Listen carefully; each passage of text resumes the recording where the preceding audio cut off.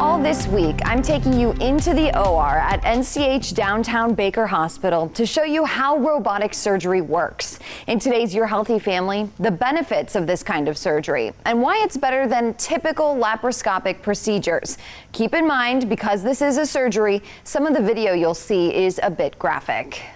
Can we get the table down a little bit? This is about the only time you'll see Dr. Robert Grossman standing directly next to the patient he's operating on during the procedure. Thank you. Dr. Grossman is getting ready to start a robotic surgery to remove this patient's gallbladder. And he does all of that sitting right here. The difference between robotic and laparoscopic is night and day. During a typical laparoscopic surgery, narrow tubes are inserted into the body through tiny incisions in the abdomen. Surgical tools, including a camera, are then inserted so doctors can do minimally invasive procedures. Take the knife. Robotic surgery is similar, Incision. but it's even less invasive. The size of the incision is about 8 millimeters. And Dr. Grossman says the tools are even easier for doctors to use. For laparoscopic, we're sort of stuck with long, thin, narrow metal instruments.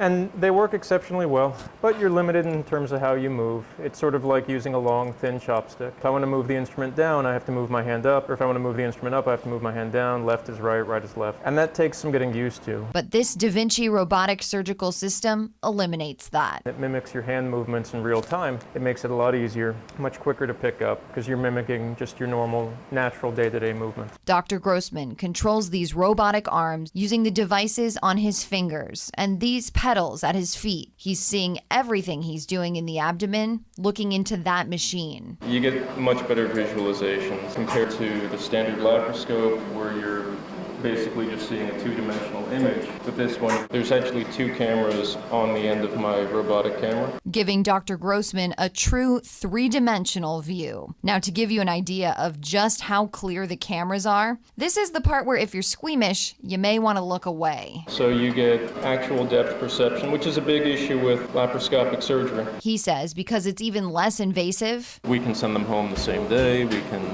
get them home within 24 hours. They also have significantly less pain, there's significantly less blood loss, less need for narcotics. It's overall a more well-tolerated procedure. going from open abdomen procedures to laparoscopic surgery Probably take resection again. to now robotics. Huge leap forward, and it'll be very exciting to see what the next 10 or 15 years bring.